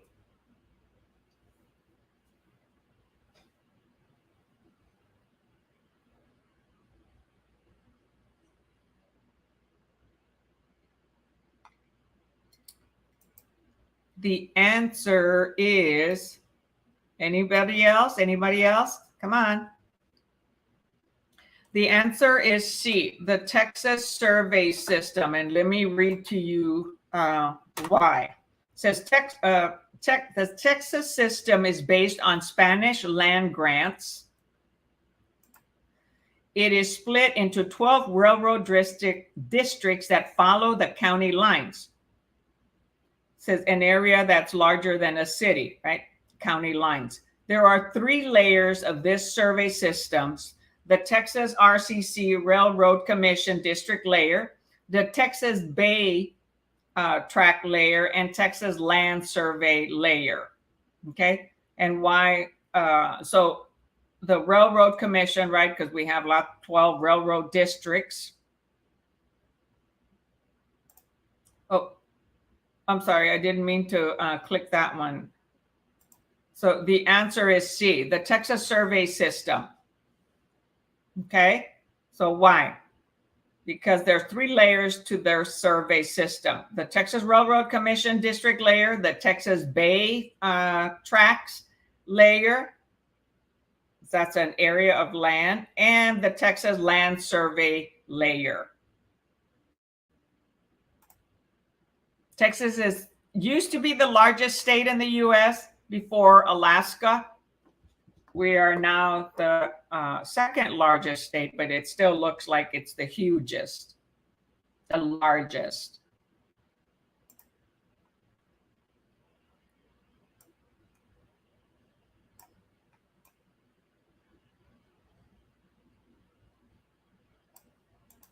It can take 12 hours from the tip of South Texas to Dallas and more all the way north to the Panhandle. And also almost 10 to 12 hours from west to east, right? Because the west border is El Paso, which goes to the Mexican border, Juarez. And then to the east, you're going towards Houston or Louisiana. All right. And the south tip boundary is Mexico also, right? And the Gulf of Mexico, the coast, South Padre Island. So the final city at the bottom of Texas is Brownsville, right? So that's just a little geography there. Okay, number 9. Which must a real estate licensee disclose their license? When must a real estate licensee disclose their license? A, when they are applying for a mortgage. B, when they are acting on behalf of a spouse, child, or parent. C, when they own more than 10% of the business entity. Or D, both B and C. So when must the real estate licensee disclose their license? There's many other cases, okay? However, in this question,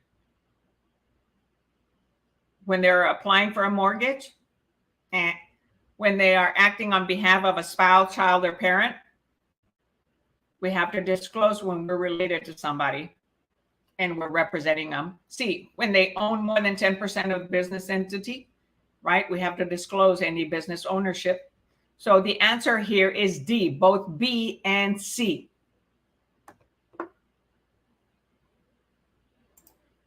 Okay, anytime we represent a family member in a transaction, we must disclose that because we're supposed to be like at arm's length. So if we're representing them, we must disclose that we are related to, that the client is related to the realtor. And if we have ownership in another business, we must disclose that too, when we own more than 10%. However, if we have a partnership or we have ownership in some other company, and let's say a mortgage company, insurance company, we want to disclose that. You're better off disclose.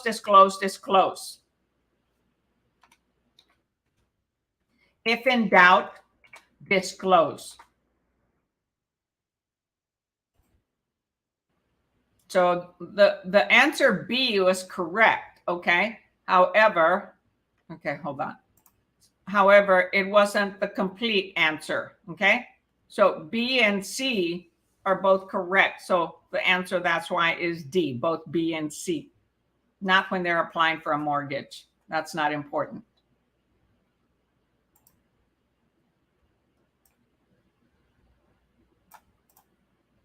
All right, number 10. So this will be the last Texas question for the day. How large are municipal utility districts, called MUD, right? MUD. Know the acronyms. A, 500 acres. B, they vary in size. C, 100 acres. Or D, 75 square miles. How large are MUDs, municipal utility districts? Do they have to be one particular size? Can they be different? What would you think? A municipal utility district. They have many times their own utility, their own water district, their own water supply.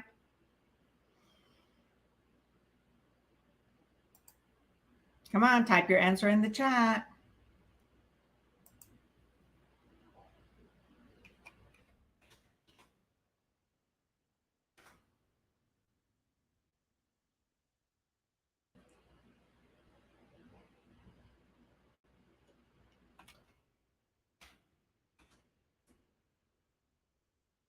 Now, municipal utility districts, it could be a 55 plus community. So do you think that's going to take 500 acres or 100 acres or 75 square miles?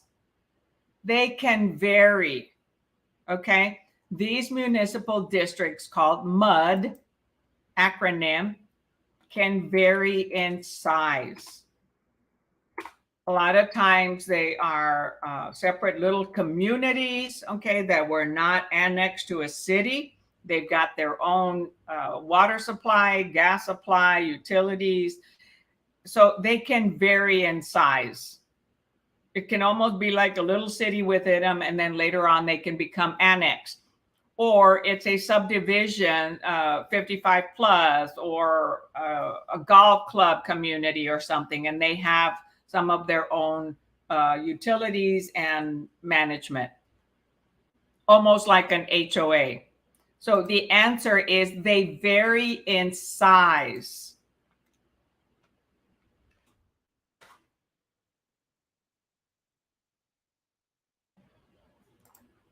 All right.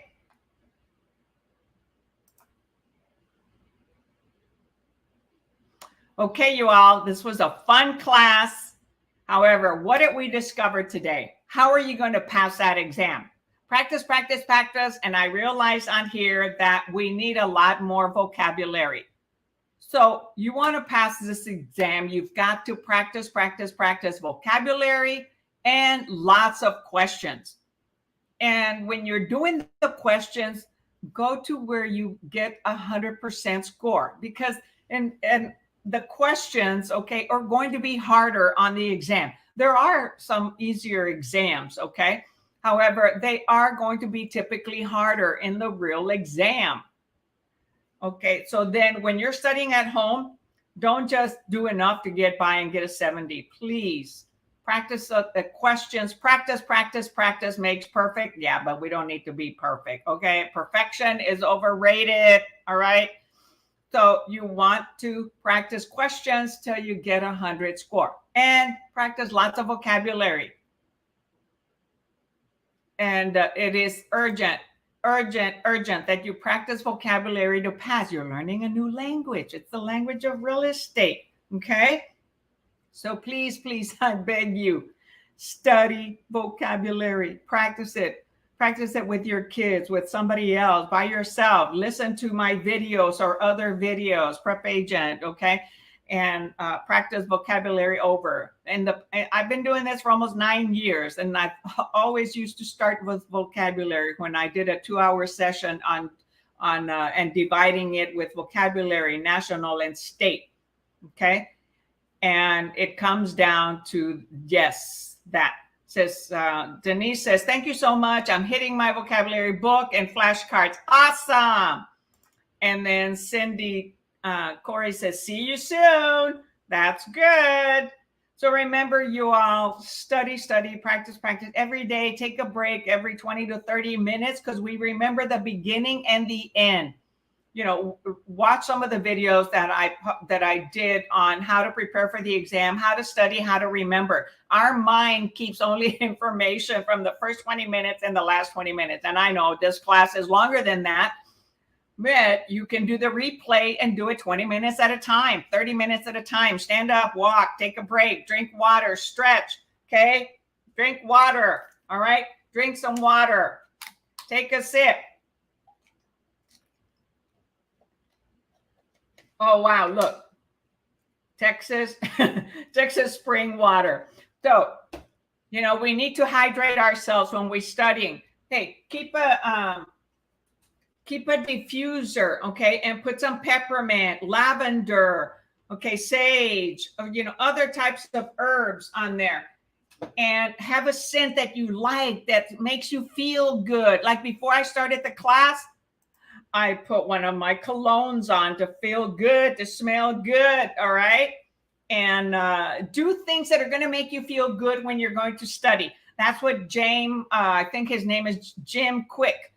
He had a major accident in his life where it caused him a lot of mental anguish, a lot of mental problems, couldn't remember. And he's devoted his life to helping people learn how to remember. and he has a whole YouTube channel on him, Jim Quick. And so that's the one that says, do 20 minutes at a time. Do things that make you feel good, happy, excited when you're studying. Get away from, a lot of external noise. You can have music, all right? Cheer, have fun. Okay, make it pleasant, make it fun. If it's not fun, don't do it. Okay, do it at another time. Okay, treat yourself good and then study. Okay, and take breaks. So anyway, remember that I'm also a realtor. I love the fact that you're here, and I would love you to join me and pay attention, find out about eXp Realty. We are a cloud-based company, virtual. We're not for everybody, but anybody who's comfortable working on their own, they're self-motivated and love to study online. Our office is in the cloud. We have people from all over the world that we interact with on a daily basis, weekly basis, depends on your participation. And remember, real estate is your business. I'm the boss of me. You're the boss of you. Oh, people hate that I point, but it's not a negative thing that I'm pointing. It's an accentuation. Okay, I talk a lot with my hands. So anyway, you're going to be evaluating a lot of companies. So find out one that you're comfortable with, that's going to help you, that's going to have mentoring, training, and education, lots of technology, leading. Depends on how you're going to work your business. But this is your business. Don't expect to be given anything. When you build a business, when you go to school, man, a lot of students come out of college owing hundreds of thousands of dollars. Well, that's not the case here. And this becomes your business. And you get a license and you start a business, you can start making money right away. There's a lot of free ways to start making money in real estate. You don't have to be paying for everything. I advise you to save your money to pay for your entry fees, your application fees for your real estate MLS office, your Texas Real Estate Commission or other state commission, National Association of Realtors. You have a lot of fees that you're going to have when you first start. Save your money for that. And don't start spending money on a lot of lead generating systems or a whole bunch of marketing. We lead through revenue. Okay, you start making money first and reinvest it back into your business. Again, don't expect to be given anything, including leads. We have to create our business. We have to build our business from the ground up. Give yourself 2 to 5 years to really make it. It's not a business you work in for 2, 3, 4, 5, 6 months. That's why a lot of people drop out. They don't hang in there. They don't do it every day. They're not consistent. They're not passionate about it. Do you want to help people buy a home, sell a home, invest? Do you want to be an investor yourself? Do you want to create passive income? Multiple streams of income. That's what we do at eXp. So remember, I am a realtor. Reach out to me and let's chat about eXp Realty and interview lots of companies. I'd love to have you. I love y'all. As you can tell, I have fun. Okay. So until next time, catch you later. Bye.